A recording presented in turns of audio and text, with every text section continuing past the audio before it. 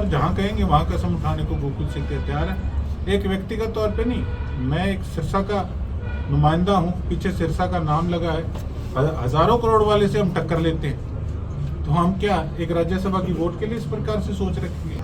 मेरे घर मुख्यमंत्री जी आए थे, मैं आज फिर कहता हूँ कि एज ए पर्सन बहुत बढ़िया आदमी। मुझे कई बार कहते हैं आप बात करके कांग्रेस के पक्ष में मुख्यमंत्री जी की बात क्यों कहते हैं। देखो, अगर व्यक्तिगत तौर पे कोई आदमी बढ़िया है, मैं आज भी वो कह रहा हूँ, लेकिन मैंने कोई बीजेपी को वोट तो नहीं डाला। सिरसा का नगर परिषद का चुनाव था, मैंने कांग्रेस को वोट डलवाया। राज्यसभा का चुनाव मैंने कांग्रेस को वोट डाला सही तरीके से। अगर व्यक्तिगत तौर पे मैं किसी की तारीफ कर रहा हूँ, तो अगर मेरे को कोई जी कह के बुला दे तो मैं पागल तो नहीं हूँ कि मैं अगले के लिए गलत कोई शब्दावली इस्तेमाल करूँगा। तो कुल मिला के ये बहुत बड़ा जो है झटका हमारी पार्टी को लगा है।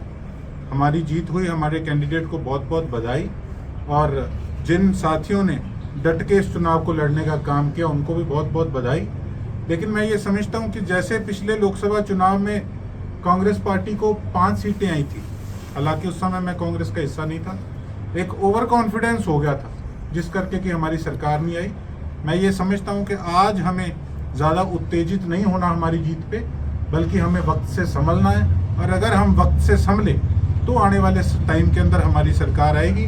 लेकिन अगर हम अपने घर के बेदियों को नहीं ढूंढ पाएंगे तो आने वाले समय के अंदर उसका फायदा और लोग उठाने का काम करें। कांग्रेस के सच्चे सिपाही होने का आपने सबूत दिया, लेकिन फिर भी आपके नाम की जो है खबरें जो है लगातार वायरल हुई, भी आपने वोट खराब किया। मैं किसी का डब्बू नहीं, किसी के कहने पे वोट कसम खाऊं।